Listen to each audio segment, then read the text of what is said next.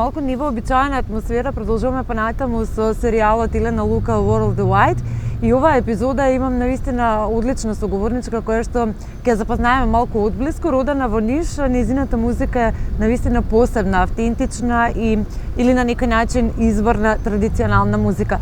Веќе многу децении заедно со Бистрик обстојуваат на етно сцената на Балканот. Драго ми е чести задоволство да ви ја представам Билја Крстич. Билја, многу ми е драго што одвоивте време да направиме едно кратко интервју, како што кажав, во едно необично издание. Da, pa jeste. Očekivali smo malo lepše vreme, ali dobro, nije loše, moći ćemo, da.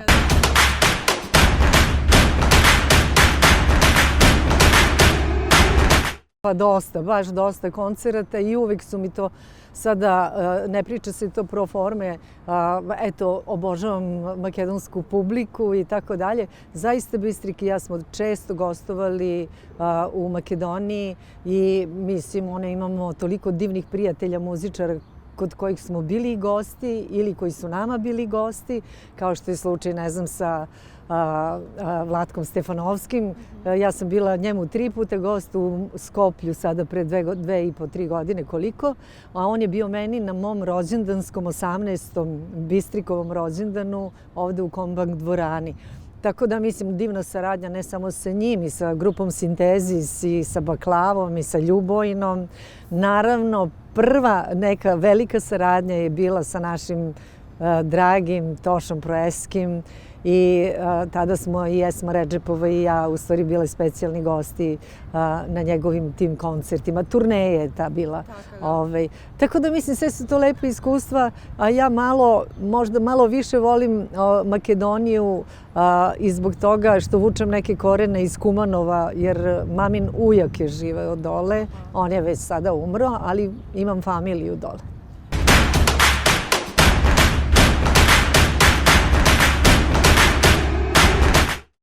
Pa, to je bilo mnogo davno kada sam ja Tošu upoznala. U stvari, kad smo se upoznali, to je bio jedan od prvih nastupa Bistrika u Skoplju, na Skopskom letu. Blagoje Petkovski je tada bio direktor tog festivala i ja sam sa Bistrikom tamo nastupala. I primetila sam da u prvim redovima nalaze baš mladi ljudi koji pevaju sve vreme sa nama, ali jedan glas se posebno izdvajao. I meni to toliko bilo slatko i simpatično. I iza toga ja vidim, mislim da je to neki opasan pevač, naravno iza koncerta, on dođe, pozdravimo se, upoznali smo se i tada me u stvari prvi put i upoznao, njegov menadžer je tada valjda bio direktor Skoplja. I u stvari tada nas je Blagojan na tom koncertu i upoznao i odatle kreće neko naše druženje. Pevali smo zajedno na jednom divnom skupu, to nisam recimo nigde ni pričala toliko o tom nastupu, to je bilo u Atini, u Grčkoj, kada je on došao sa Ljiljom Petrović, njegov menadžerkom, mojom kumom, inače ja sam ih upoznala. I tada je on došao, jer je trebalo potpiše neki ugovor i došao je na tu neku proslavu, to su bili neki dani u Atini, naši srpski dani. I onda smo otpevali zajedno Zajdi, Zajdi na tom događaju. Nismo ni probali. I tada sam prvi put u stvari s njim, da kažem, eto, nastupala u jednoj neformalnoj priči. A kasnije, mislim, naravno, znate već sve ostalo, da, i snimala sam Jovana i Jovanke sa njim u Skoplju. I to je bilo onako jedno prelepo, divno iskustvo, jer je on bio zaista i ostao poseban i za mene dečko. Dakle, mladić jedan koji je vanserijski talenat i ja mislim naš najbolji pevač ikada.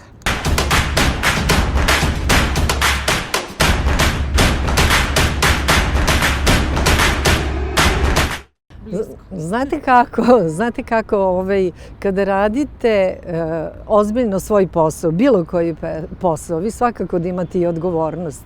Ja imam veliku ljubav i poštovanje prema tradicionalnoj muzici, samim tim i veliku odgovornost. Šta to znači? Bez obzira što ja radim stilizaciju tradicionalne muzike i što to više negde spada pod neki world music, trudim se maksimalno da sve ono što je vrlo karakteristično i važno za svaku pesmu sačuvam. A da samo aranžmani budu taj neki modern okvir, da kažem, te pesme i u tome, u stvari najviše o tome vodimo računa. Trudimo se da baš ne prepravimo potpuno pesmu, jer čemu i to.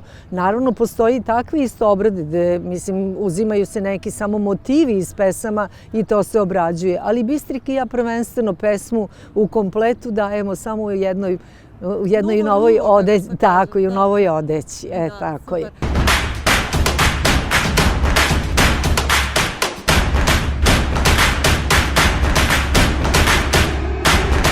Pa ja ne znam, mislim, sada posle ovoliko godina kada se okrenem iza sebe i vidim, ja sam 1975. počela profesionalno da se bavim muzikom i svaki korak koji sam napravila nekako čini mi se da je bio pravi. I ništa ne bih menjala, stvarno, mislim, ni grupu Suncokret, ni grupu Rani mraz, ni ono što sam igrala bi bila Štrumfeta sa sedmoricom mladih, ni kod Mande sa one strane Duge što smo radili te koncerte. Sve me je to negde dovelo do ovog izvora, u stvari do Bistrika. To je bio jedan divan put koji me vodio u stvari na izvor i odakle sam ja u stvari krenula. Sada, mislim, izvor jeste mali, ali su obale široke, tako da me ima svuda sa tom muzikom. Ne bih mogla da kažem da mi je žao, da imam žal za nečim. Sve što je trebalo da se desi, desilo se baš u pravo vreme i rekla bih da pored, naravno i talenta, ja sam i vredna, volim puno da radim, ali tu je bila i ta uvek srećna zvezda koja me je pratila, tako da sam stvarno imala sam te srećne okolnosti uz sve ovo što sam radila, a to je ipak jako važno. Da još neki dodatni taj... Uvijek je kažete, rudeni ste posriknut zvijezdom. To definitivno je tako, da. Pa jeste, to jeste neki značajan vetar u leđa, da.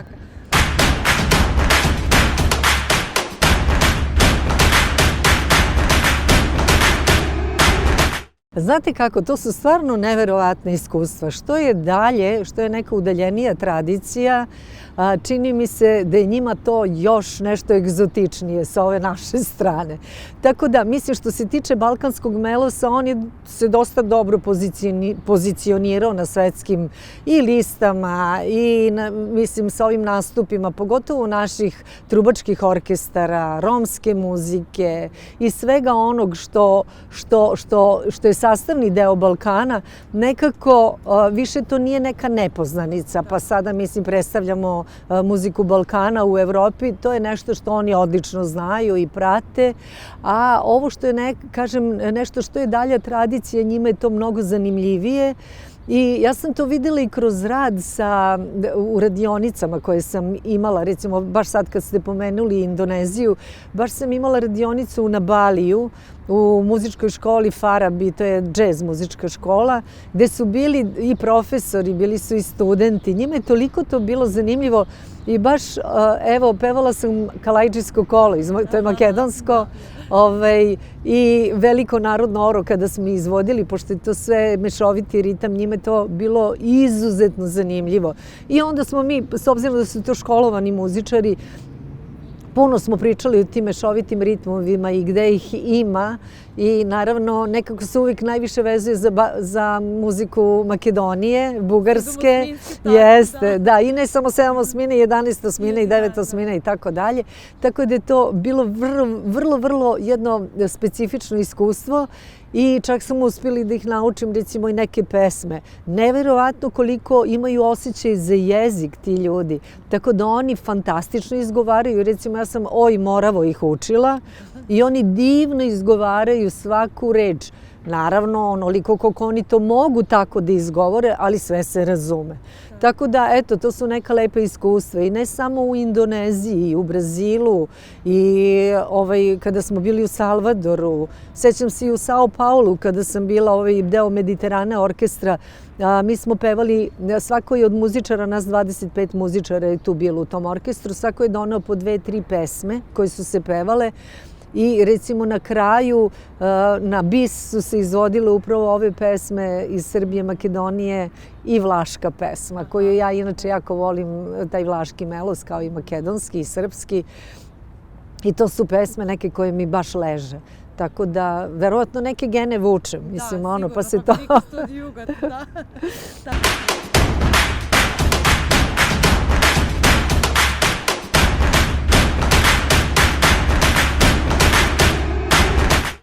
Aha, pa ima svega u mojoj kući. Prvo od toga da krenem, volim te neke stare stvari, imam neko staro zvono, baš ono koje je s kolena na koleno prenošeno. Imam onu staru peglu na paru i tako. Volim te neke detalje i čuvam to. Naravno, čuvam se one lepe stare albume od mame i tate, staru onu sliku. Znate kako su se nekad naši stari baki i deke slikale, to je to. A volim u garderobi uvek da imam neki etno motiv, mislim, ali to bude neki detaljčić i tako dalje, s obzirom da dosta toga nosim na javnoj sceni. A u stvari, šta je to kad kažu, ne znam, ja, pa ti si tako obična i tako si... Ljudi vole u stvari tu neku iskrenost kada osete kod javnih ličnosti i oni to znaju da cene. A ja mislim da svi to mi negde nosimo najviše negde iz kuće, iz vaspitanja.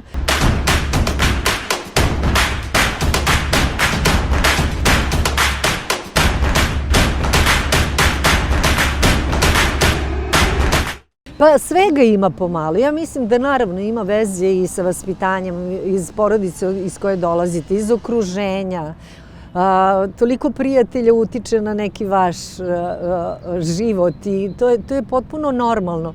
Dakle, jednostavno takva ste osoba. Ja mislim da sve ono što se osjeti kao nekakvo preterivanje u nastupu, da li je to u tome kako se oblačite, kako način na koji pevate i tako dalje, sve to može da bude jedan dobar marketinški potez. Ali svakako ono što najviše ljude privlači upravo jeste ono što izlazi odavde, dakle iz srca. Tako da mislim da ja sam jednostavno takva i takvu i muziku pevam, zato sam se verovatno i opredelila za to starinsko. I nosim to negde duboko u sebi i to je ono gde se ja odlično osjećam. Бидејќи одвоивте време за да направиме интервју, секако позади секако фешн и стои најголемата модна куќа кај нас Елена Лука. И јас ќе ви подарам во нејзино име еден мал момент, една убава марама која што исто така мислам дека може да се вклопи во вашиот стил. Divno, јао, и листови, цвеќе, divno. Divno biće. Секако што се сетите на Македонија и на Елена Лука. Divno, evo ovako ćemo odmah. I така je ladno, Pozajmila bih ti, ali ti ipak ovo ne ide. Da, nije ljudi, da. Da, odlično, baš je lepo. Baš mi je drago дека ви се допаѓа, да, имате поздрав.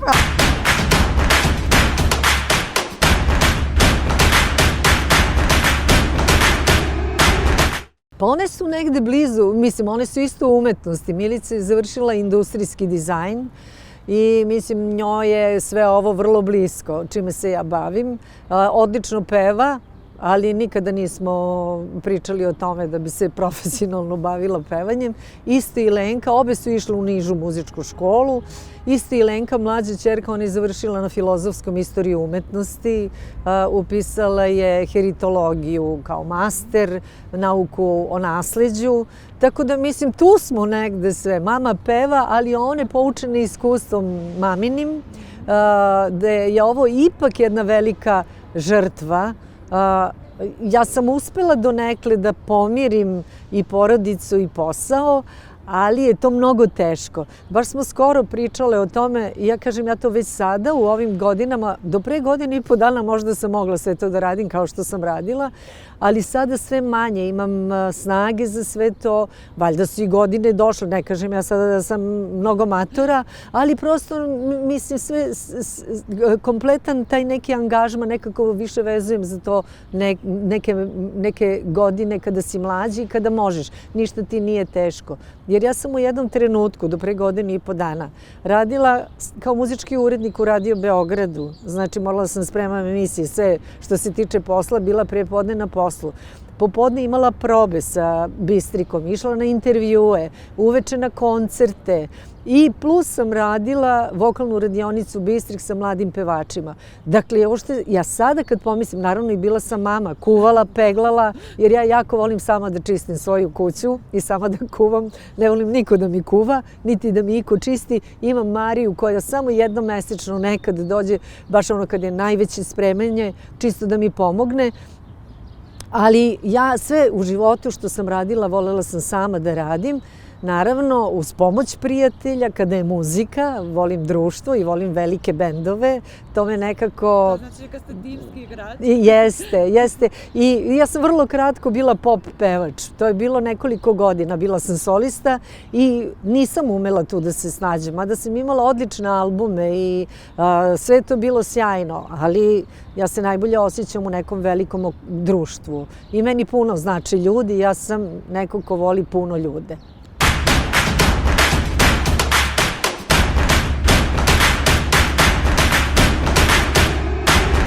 Kako da nije važno? Mislim, pa taj duhovni rast nam je jako važan. Znate šta, svi neki odgovori, sva u stvari pitanja se nalaze negde duboko u nama. I mi samo trebamo malo da istražujemo i da se osamimo malo i da napravimo neke prioritete u životu. A naravno, tu unutra se u stvari su odgovori na sva važna naša neka pitanja. I dakle, time otkrivamo neki naš novi svet, poseban svet. Ulazimo u svet ljubavi, istine. A tu nećemo dobiti neke velike aplauze. To nije za aplauze, ali to i ne treba ne očekuje nikakve aplauze. Naprotiv, jako je važno da smo zadovoljni sami sa sobom i da smo na pravom putu. Тогаш тая енергия ја пренесуваме на другите кога сме задоволни сами од себе. Tako je.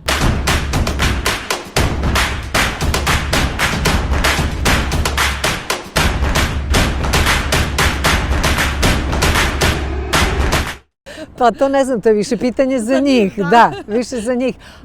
Što vi je barate? Da, ali šta je meni važno u prijateljstvu?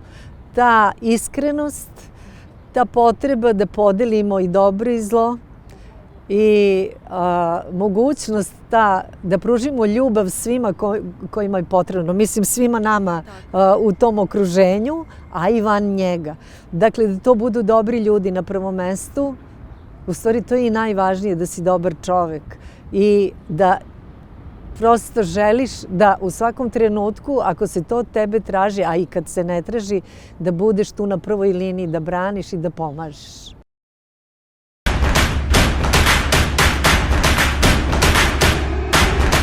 U početku je to bio Kolarac, onda sam prešla u Radio Beograd, tako da tamo imam odlične uslove i tamo isto radim sa decom. Sada smo prekinuli zbog korone, tako da časove ne držimo, a i mislim, ja sam imala nekih zdravstvenih problema, pa nisam mogla da držim časove i bio je i Radio Beograd zatvoren, još uvek je.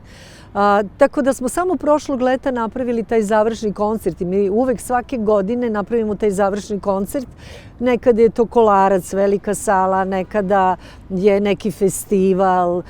Bili smo u kripti hrama Svetog Save, to je isto fantastičan bio nastup. Ja samo hoću da kažem da su ta deca toliko talentovana deca, oni se ljute kad kažem da su deca, jer to su već devojke, ima i mlađih, ali uglavnom to su devojke koje su završili arhitekturu i medicinu i tako dalje, ali imaju veliku ljubav prema tradicionalnom pevanju, posebno prema višeglasnom izvođenju tradicionalne muzike i to je ono što one vole, a to zaista jedino u ovoj našoj radionici može da se nauči za sada. Ja ne kažem da to neko neće raditi, ja jedva čekam da imamo neku konkurenciju. Jer gde god se pojavimo sa decom na takmičenjima, zaista odnosimo te prve nagrade, specijalne nagrade, kao u Braili, pa u Negotinu i tako dalje, sada da ne nabrajam. Dakle, taj program koji mi učimo je onako prilagođen program, kako da kažem, nije lak. To su isto neke pesme koje Bistrik izvodi a kapela.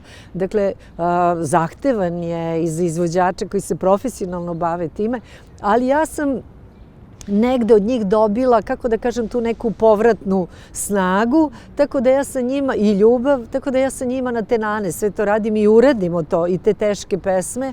Tako da sam mnogo baš ponosna jer one odlično pevaju i to su sjajni glasovi. I evo 10 godina sledeće godine, proslavit ćemo 10 godina, valjda će biti neko bolje vreme, tako da ćemo proslaviti taj prvi jubilej sa vokalnom radionicom Bistri. Одлично. Убаво е ова да се слушна, да бидете пример на младиот свет кој што за жал се повеќе слуша шунт музика. Pa, mislim, ono što mu se nudi. Да. Tako, И тоа сте да. во право. Да, во секој случај.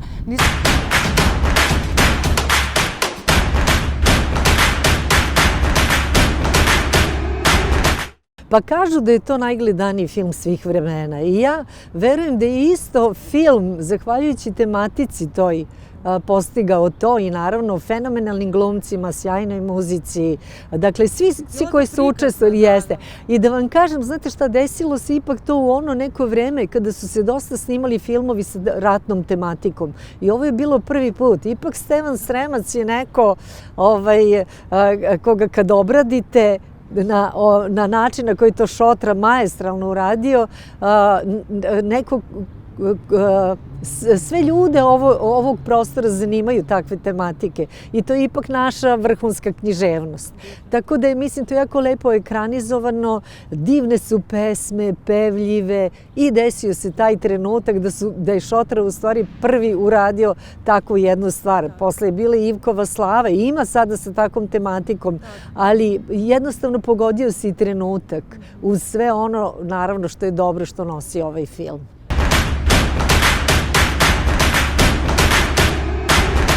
Pa jesam, kao i svi. Imali smo kako će proći. Međutim, mislim, naravno, evo film i danas se gleda.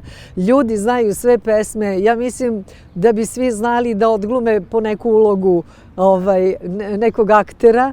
Ali ono što je lepo, eto, mislim, divno je da se posvetimo u stvari na taj način da malo, i to je isto edukacija, da naše mlade naraštaje malo privučemo ka tome da malo barem gledaju, ako baš ne čitaju mnogo, naše divne književnike, pa barem eto i to je isto način da malo im se približi наша книжевност. Така. Билја ви благодарам многу што дојдовте време за ова интервју. Сигурно кога би била во нека друга атмосфера би разговарале уште повеќе бидејќи има на Да nije hladno ovoliko, evo stisli smo se.